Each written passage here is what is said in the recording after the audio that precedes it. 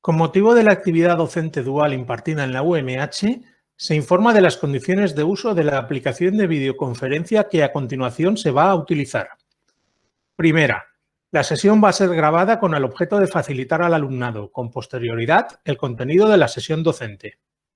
Segunda, se recomienda a las personas asistentes que desactiven e inhabiliten la cámara de su dispositivo si no desean ser visualizadas por el resto de las personas participantes.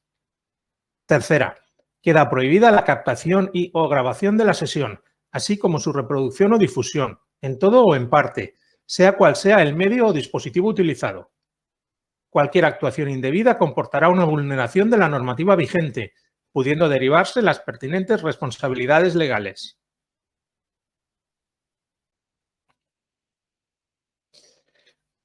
Bueno, ayer empezamos a hablar del último de los procesos que nos quedaba por estudiar dentro de la unidad didáctica número 2 y que era el proceso de biotransformación o de metabolismo.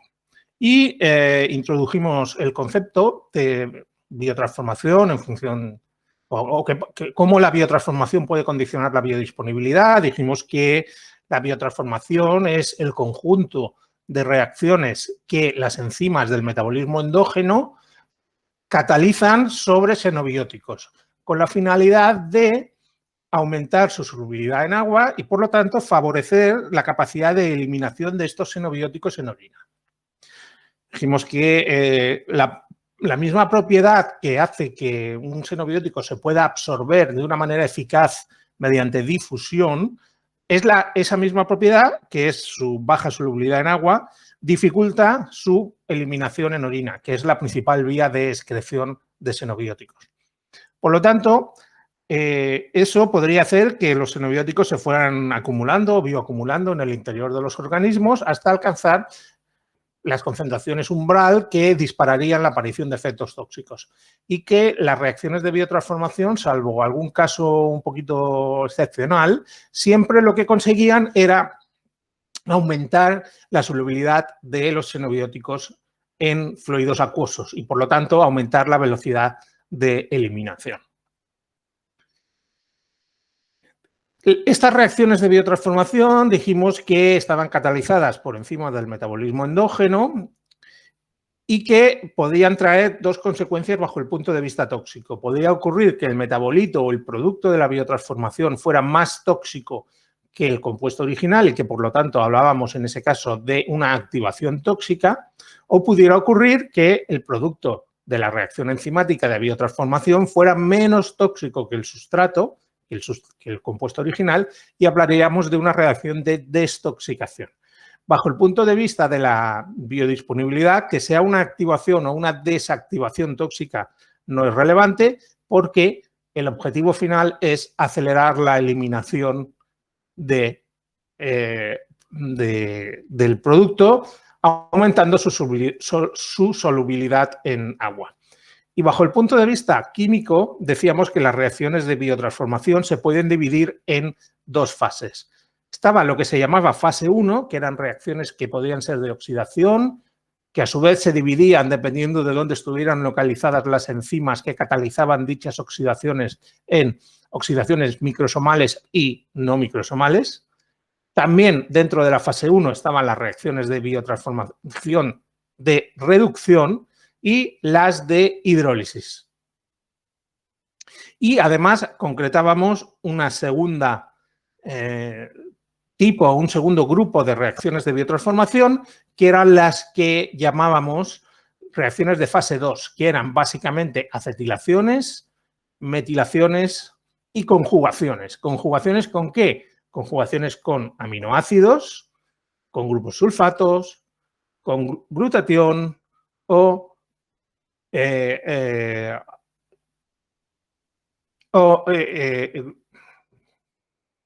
ver, pues, perdón, si me he distraído. Decíamos en este esquema que había reacciones de fase 1, oxidación, reducción e hidrólisis, y de fase 2, conjugación, metilación y acetilación. En los tres casos, la solubilidad en agua aumentaba. Normalmente se da las reacciones de fase 1 sobre el xenobiótico porque introducen grupos químicos que sirven de diana para las reacciones de fase 2. Pero si esos grupos químicos que se necesitan para que actúe una enzima implicada en la fase 2 están directamente, no es necesario pasar por esta fase 1. Y en cualquiera de los casos, los tres productos, el original, el metabolito primario o el metabolito secundario, pueden ser eliminados a diferentes velocidades. Las conjugaciones eran con, ¿veis? Eso es lo que se me había ido. El ácido glucurónico era el cuarto que me faltaba. Se podían conjugar con ácido glucurónico, con sulfato, con glutatión o con aminoácidos. En cualquiera de los casos, ese ácido glucurónico, ese sulfato, ese glutatión o esos aminoácidos son grupos polares que van a aumentar la solubilidad del producto de la biotransformación. Bueno, y en la última parte de la sesión estuvimos hablando de los factores que condicionan o determinan la biotransformación.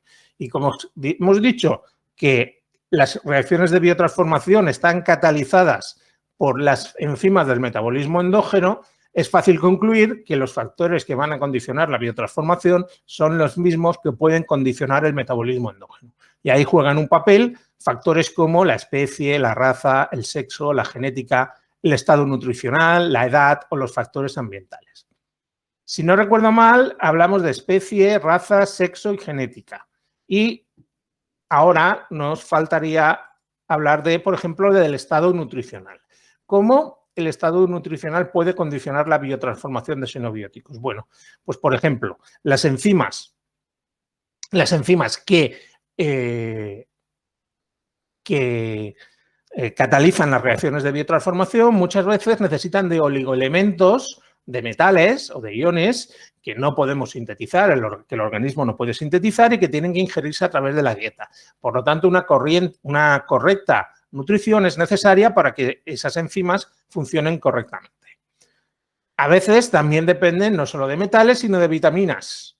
Las vitaminas están implicadas en la regulación, en la síntesis de cofactores o en la regulación de las propias enzimas.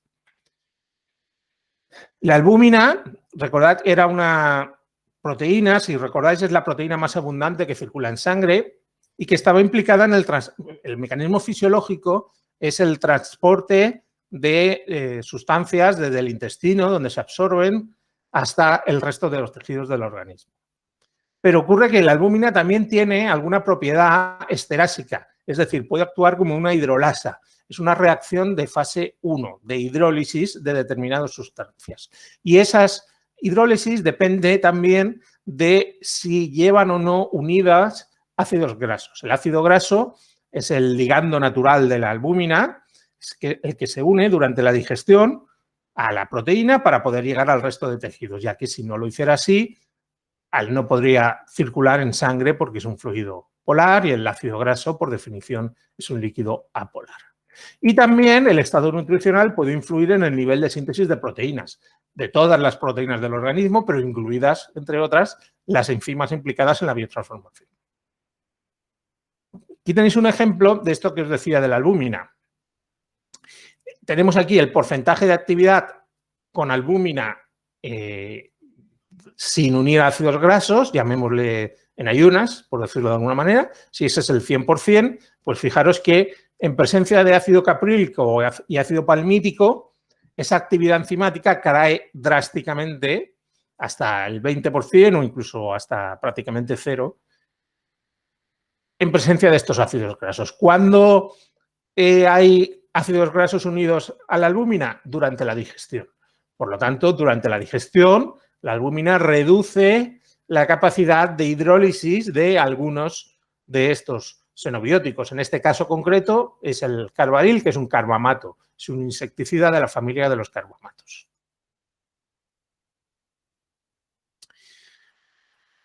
También decía que la dieta correcta ayuda a que el nivel de síntesis de proteínas sea también el apropiado. Aquí tenéis un ejemplo de cómo varía una reacción enzimática, una desmetilación de etimorfina, en función de la dieta de los individuos. La dieta control, que tiene un 20% de proteína, pues da 10,5 nanomoles de sustrato por cada 100 gramos por cada 10 minutos. Sin embargo, los animales, las ratas, cuando están 4 días ingiriendo una dieta pobre en proteínas, ese nivel de actividad enzimática de biotransformación cae un 40%. Y cae más de un 99% si esa restricción en proteínas se alarga hasta los 8 días. De ahí que el estado nutricional determine la capacidad de biotransformación de los xenobióticos y, por lo tanto, las consecuencias que eso pueda tener sobre la biodisponibilidad de las sustancias y la aparición de efectos adversos. La edad también puede jugar un papel relevante en la biotransformación. ¿Por qué? Porque las enzimas implicadas en la biotransformación no están presentes en el organismo desde su nacimiento. Aquí tenéis un ejemplo de cómo varía la cantidad de ácido de citocromo P450 en rojo de una enzima implicada en la biotransformación en ratón en función de la edad. Si os fijáis, hasta los 20 días aproximadamente, que es cuando no se alcanza el máximo de actividad de la actividad de la citocromo P450. Eso quiere decir que por debajo de 20 días estos animales expresan 20 días de edad, expresan menos enzima que los animales adultos y eso pues tendrá unas consecuencias, lo que sea, con respecto a la biodisponibilidad y a la aparición de toxicidad de esos xenobióticos. Y también veis aquí en azul la concentración de glutatión. El glutatión es ese cofactor que se conjugaba con los xenobióticos en una reacción de fase 2. Pues si os fijáis, el glutatión tampoco alcanza su máximo hasta individuos de 10 días de edad. Por lo tanto, por debajo de 10 días, la capacidad de estos animales de catalizar reacciones de biotransformación de fase 2 va a estar notablemente, bueno, de fase 2, en concreto de conjugación con glutatión, va a estar notablemente comprometida.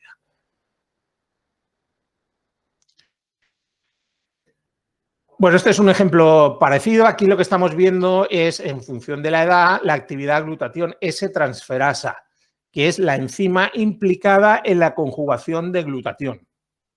Es decir, que aquí tenemos el nivel de glutatión, es el cofactor, mientras que aquí la enzima implicada en la catalización de esa reacción de fase 2. De nuevo veis que hasta individuos de unos 140 días no se alcanza o no empieza a alcanzarse el máximo de actividad enzimática implicada en esta reacción de biotransformación.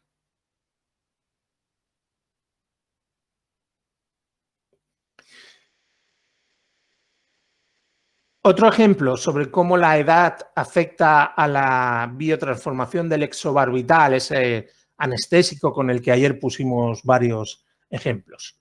Pues bueno, resulta que los ratones adultos, una dosis de 10 miligramos por kilo les causa menos de 5 minutos de efecto de anestesia y una dosis 5 veces superior, aproximadamente 17 minutos.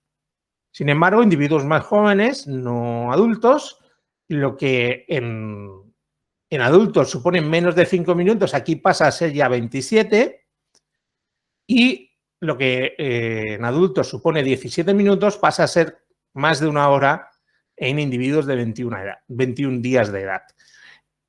Y eso se vuelve a multiplicar por 4, por 5, si en lugar de 21 días de edad los animales tienen 7 días de edad. Incluso la dosis que causa apenas 5 minutos de efecto anestésico en individuos adultos causa ya más de 6 horas de anestesia en individuos de una edad, de un día de edad. Y la muerte, si la dosis es suficientemente alta, como 50 miligramos por kilo. En esta columna de en medio tenéis el porcentaje de exobarbital metabolizado y como veis, cuanto más se metabolice el exobarbital, menos va a ser el tiempo de efecto de la anestesia. Este es otro ejemplo más de cómo el exobarbital puede afectar, cómo la edad puede afectar la biotransformación de un xenobiótico, en este caso el exobarbital. Y el último de los factores que nos quedaba son los factores ambientales. Los contaminantes ambientales pueden actuar, de hecho actúan muchos de ellos como inductores enzimáticos. ¿Qué quiere decir inductores enzimáticos? Quiere decir que cuando el organismo detecta la aparición de algunas sustancias, incrementa la síntesis de enzimas implicadas en su biotransformación. Es decir, aumenta la síntesis a través de regulación de la expresión génica. Y en otros casos, en lugar de ser inductores enzimáticos, pueden ser inhibidores de las actividades de biotransformación. Aquí tenéis una tabla a modo de ejemplo donde podéis ver como varios contaminantes y varios inductores. De modo que, por ejemplo, la exposición a plomo aumenta la capacidad de biotransformación de la etilmorfina, lo mismo que la exposición a pregnenolona. Sin embargo, la exposición a metilcolantreno la reduce.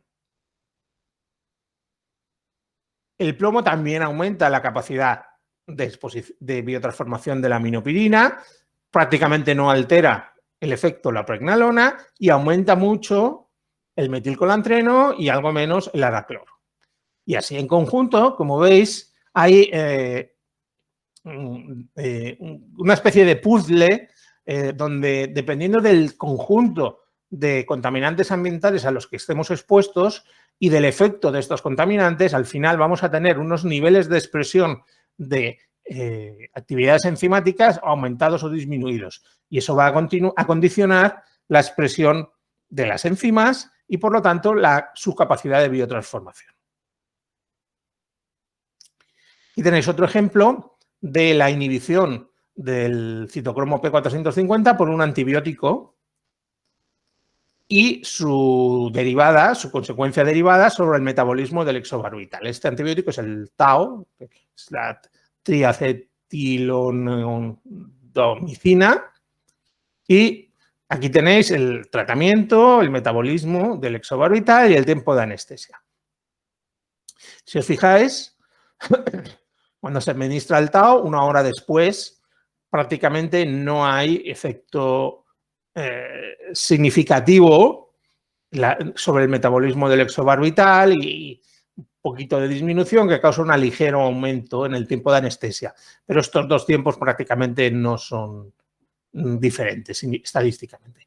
Sin embargo, 24 horas después de la dosis, es decir, después de haber dado tiempo al organismo a recibir el antibiótico y a inducir la síntesis o a hacer el efecto inhibidor, dependiendo de lo que toque, en este caso es un efecto inhibidor, vemos que la actividad enzimática sí ha caído ya de una manera un poco más significativa y, por lo tanto, el tiempo de anestesia también se ha aumentado de manera significativa. Y si las dosis son repetidas, en lugar de dar una sola dosis, damos una dosis diaria durante 4 días, el efecto ya es todavía mucho más notable, con una caída muy significativa del metabolismo del exobarbital, con un aumento en el tiempo de anestesia también de casi 3 veces.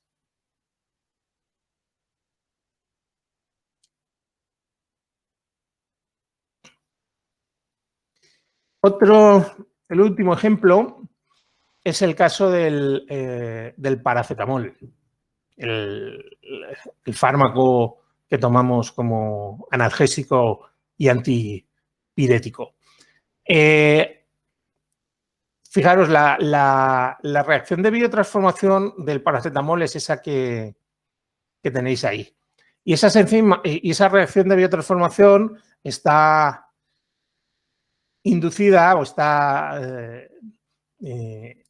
incrementada en el caso de individuos fumadores, porque los hidrocarburos aromáticos policíclicos son inductores de actividades enzimáticas de biotransformación. de algunas, y en este caso la de la biotransformación.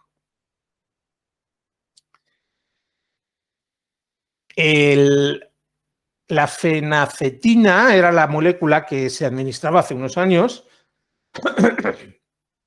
perdón, que, como veis, tenía esta reacción de biotransformación, de manera que, dependiendo del nivel de la capacidad de biotransformación de los individuos, se producía un mayor o menor activación y un mayor o menor efecto analgésico de estas sustancias. Del mismo modo, los hidrocarburos aromáticos inducen enzimas de biotransformación y se sabía en individuos fumadores, también, aunque en menor medida, con individuos con dietas ricas en carnes grasas, en carnes asadas. Bueno, esa es el conjunto de referencias bibliográficas que he utilizado para preparar la presentación. Y como siempre, están todas disponibles en la biblioteca.